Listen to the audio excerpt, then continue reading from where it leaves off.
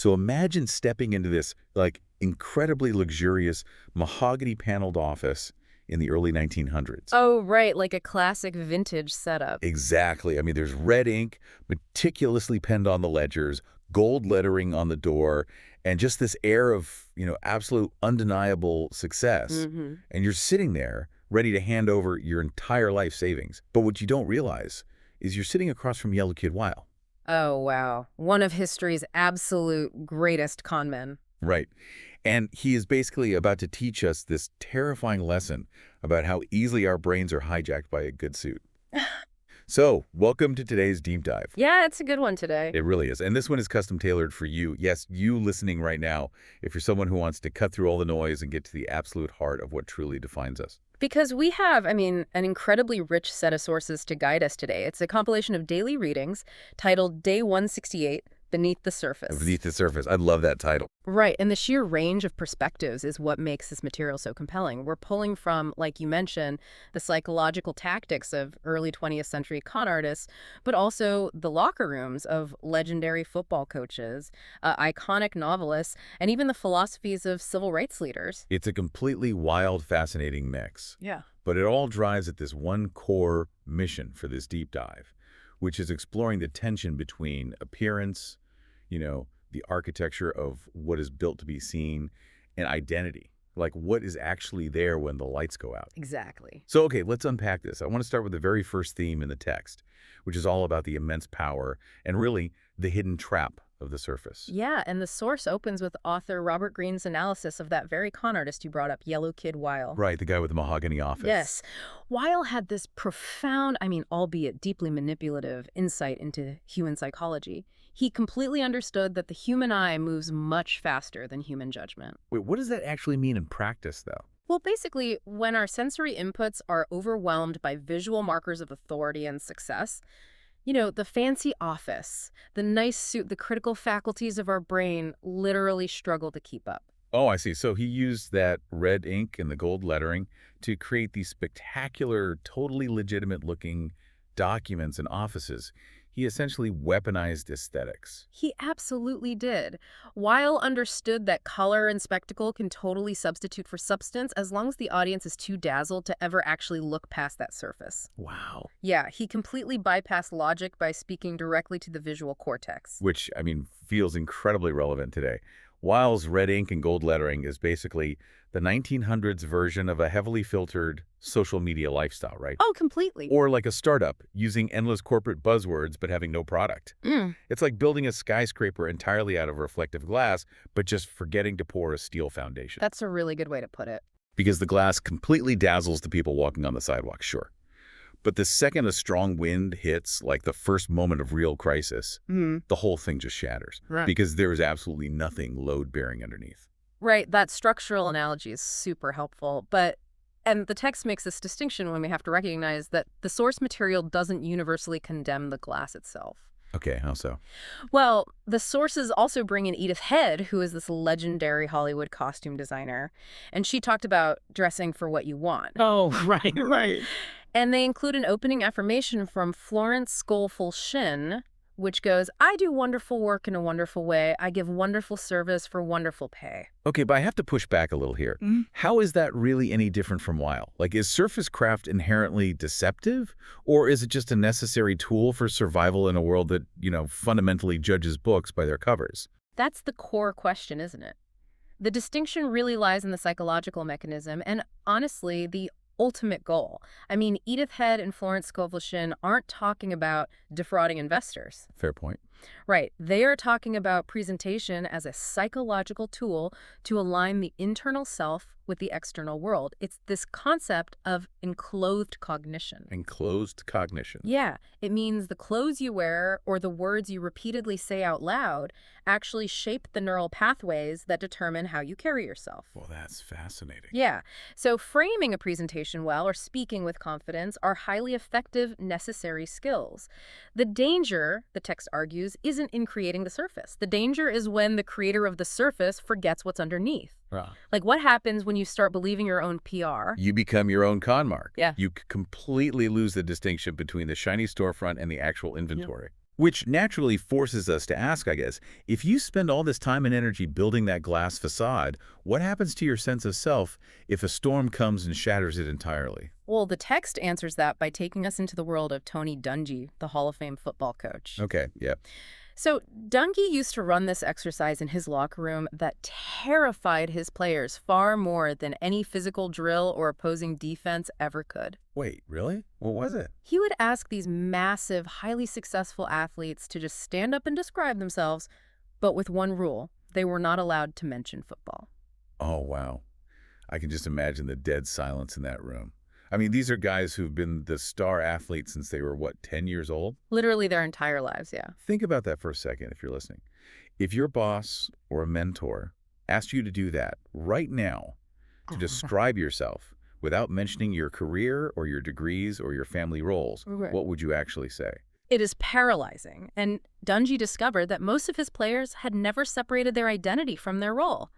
Without the uniform, without the stat sheet, without the spectacle of the stadium, they literally didn't know who they were. That is so intense. It is. And the text notes this dynamic actually mirrors a very famous, very uncomfortable historical and spiritual moment at a place called Caesarea Philippi. Uncomfortable how? Well, it's the moment when Christ asked his disciples who they thought he was and consequently who they were in relation to that. Okay. And, stripping away the religious context for a moment, the psychological weight of that question is immense. It forces a complete separation of the rabbi and disciple job titles from the actual human soul. Right. It's terrifying because whether you're in an NFL locker room or just in our own lives, most of us let our visible role stand in for our actual self. We confuse the uniform for the soul. Yeah. And it's not just athletes or historical figures either. The text brings in the author, Stephen Pressfield. Oh, I love Pressfield. Yeah, and he recounts a story about the legendary novelist Norman Mailer. So Mailer was nearing the end of his life, and someone asked him about his biggest regrets. Right. And you'd think a famous writer might say, I wish I spent more time with my kids, or, I wish I hadn't worked so hard.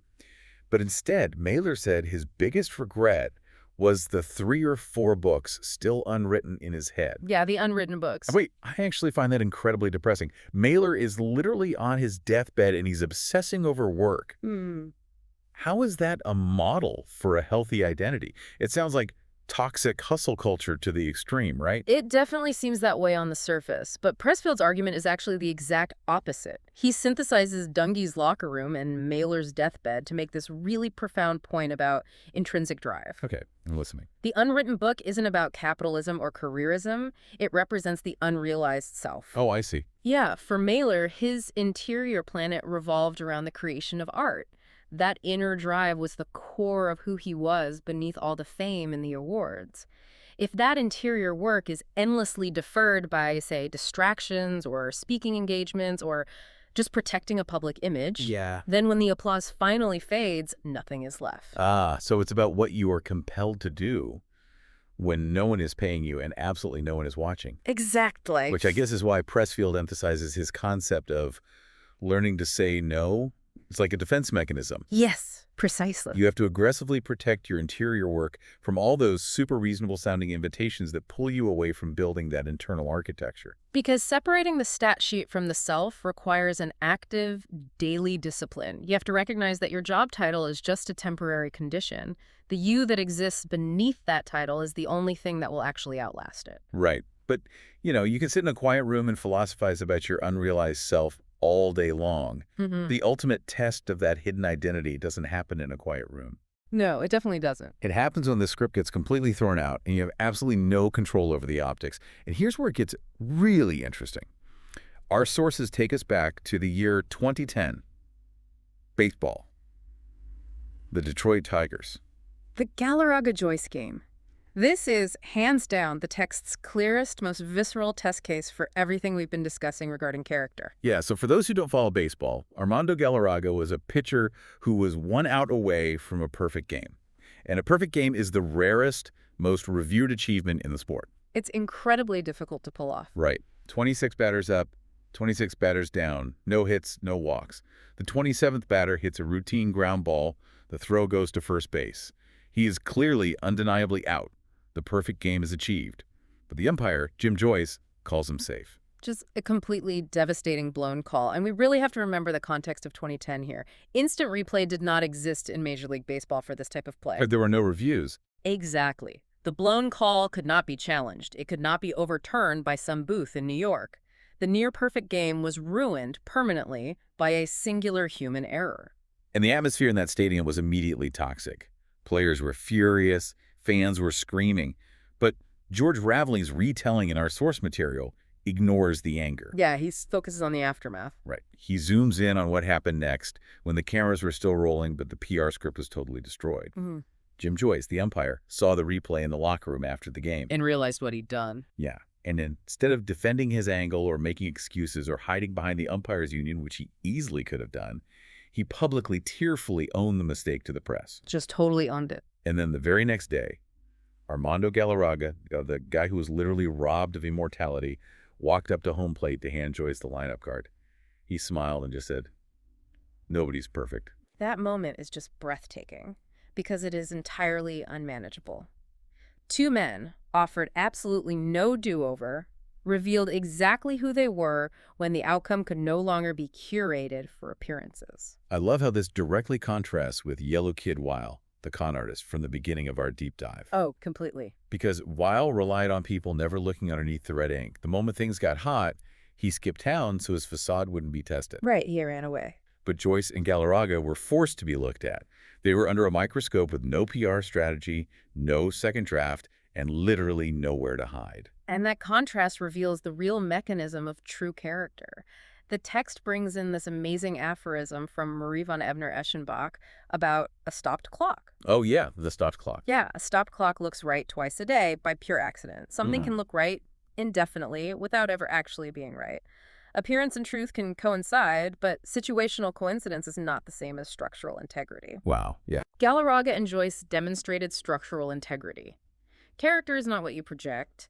It is what naturally surfaces when the facade is stripped away by an unexpected crisis. But that forces a really difficult question, I think, because you don't magically summon that kind of grace on live television. Definitely not. You don't become Armando Galarraga for giving an umpire in front of 40,000 screaming fans just by accident. If character cannot be faked in a high-pressure, no-replay moment, how do you ensure the right character is built before that pressure arrives? Well, you build it through what the sources call the unwitnessed hours. The unwitnessed hour. Yes. The text turns to the legendary basketball coach John Wooden to explain this mechanism. Wooden's core philosophy was that practices were the actual journey, not just a prelude to the highlight reel. I love that. The unglamorous, repetitive, exhausting preparation is the actual substance of a life. It makes me think of a theater production, right? When you go see a Broadway show, everyone loves opening night. The lights, the costumes, the thunderous applause. Whole spectacle. Exactly. But the actual play, the soul of the performance, isn't built on opening night. It's built during the messy, exhausting rehearsals in an empty theater where people are forgetting their lines, getting frustrated, and trying again and again when absolutely nobody is clapping. That is a very vivid way to picture it, though I would add that it goes deeper than just preparation. How so? The sources acknowledge how psychologically painful those empty theater moments actually are. We get Mayor Kalman's confession about actively avoiding her work before she can finally force herself to start it. Oh, I totally relate to that. Everyone does. Everyone feels that resistance to the unwitnessed work. But when you pair that with Stephen Pressfield's discipline of saying no, we uncover this psychological rewiring that occurs in the dark. Rewiring in what sense? Well, doing things without an audience starves the ego. It builds intrinsic competence and self-worth. Right, because nobody's validating you. Yeah, exactly. If you only perform when the lights are on, your entire sense of self relies on external validation. But if you protect those unwitnessed hours, you build a self that doesn't need applause to exist. Ah. That is the exact mechanism that explains Galarraga. He didn't need to rage at the Empire to protect his worth because his self-worth wasn't exclusively tied to the official record book. Man. So this unwitnessed discipline doesn't just make us better at throwing a baseball or writing a book. It creates an entirely different internal climate, which completely alters how we face conflict and pressure in the real world. Exactly. And this is where the sources turn inward to explore the ultimate result of that foundation. The Buddhist nun Pim Kadron writes so profoundly about anger and enemies. Oh, I was hoping we'd get to her. Yeah, she explains that how we perceive the outside world is entirely dictated by our interior climate. If your internal state is agitated and insecure, your brain's amygdala is constantly scanning for threats, literally manufacturing enemies everywhere you look. Right, so like a delayed email becomes a personal insult. Exactly. But if your interior climate is calm because you've done the unwitnessed work, you process that same delayed email as just a delayed email. You don't need to go to war over it. Which pairs beautifully with Martin Luther King Jr.'s image, highlighted in the text, of nonviolence as a sword that heals. Yes. And we really need to understand the mechanism behind MLK's concept here. Nonviolence in this context is not passivity. Not at all. It requires immense internal fortitude. When someone attacks you, the biological instinct is to wound them back to prove you are strong. King argued that returning violence for violence just destroys the community. Right. The ability to absorb an offense without needing to destroy the offender is the ultimate display of an ego that is completely secure. It is an offensive weapon of character. G.K. Chesterton frames this perfectly as well. The text includes his paradox of courage. Yes, the readiness to die. Right. Chesterton says true courage is a strong desire to live, expressed as a readiness to die. It's the willingness to risk something real. Your comfort, your pride, your flawless baseball record, rather than fiercely protect a mere appearance. Beautifully said. When your interior climate is established, you don't have to defend your ego to the death, because your ego is no longer the totality of who you are. Exactly. So, what does this all mean for you, the listener? We've covered baseball, con men, and civil rights leaders. How do we take Puma Chodron, MLK, and Chesterton and actually apply it to a Tuesday morning marketing meeting or, a conflict with a spouse? The text actually provides a very practical coaching application to bridge that gap. It's a 3-part motto. Okay, let's hear it. Calm body, quiet mind. Play hard, play smart, play together. Nice. And if we break that down psychologically, it synthesizes everything we've talked about. Calm body, quiet mind is the precondition we learned from Chodron. It's what prevents a manufactured defensive response when a mistake happens in that Tuesday meeting. It keeps you from lashing out. Right, and play hard, play smart is John Wooden's Unwitnessed Hours. It's doing the unglamorous preparation for that meeting so you actually know what you're talking about, rather than relying on Yellow Kid Wiles' red ink to fake your way through it. Exactly. And finally, play together. That is Galarraga handing over the lineup card. Oh, yeah. A team, whether that's a corporate department, a volunteer group, or a marriage that can absorb an error without needing to aggressively protect their individual images, is a team with genuine character. They don't need a perfect scoreboard to know who they are. They have already built their identity in the dark. Man, that's powerful. Okay, let's bring this all together. We started this deep dive looking at the red ink and gold lettering of a con artist, that ever-present temptation to let the surface do the heavy lifting. Right. And we learned the absolute danger of confusing our uniform, our job title, or our LinkedIn profile with our actual soul. We saw the breathtaking beauty of true character in a blown baseball call, where 2 men had no script and nowhere to hide. And we discovered that the character they displayed wasn't spontaneous. It was the real self, built meticulously in the quiet, unwitnessed, often extremely boring hours of practice. It is a journey from the fragile exterior facade to a resilient, deep interior reality, and it leaves us with a profound challenge. Let's hear it. I want to leave you, the listener, with a final thought today. It's inspired by Tony Dungy's locker room test, but applied directly to your life right now. Imagine you woke up tomorrow, and by some stroke of magic, your job title, your bank account, and all your social media profiles were completely erased, gone. Wow, okay. If you strip away the commute and the resume, how would you introduce yourself? What is the unwritten book inside of you, the relationship you haven't nurtured, the skill you haven't explored that would finally have the space to be read? That is the question under the question. Thank you for joining us on this deep dive today. Remember, the uniform is temporary, the applause always fades, but the truest version of yourself is waiting just beneath the surface. Keep doing the unwitnessed work. We'll catch you next time.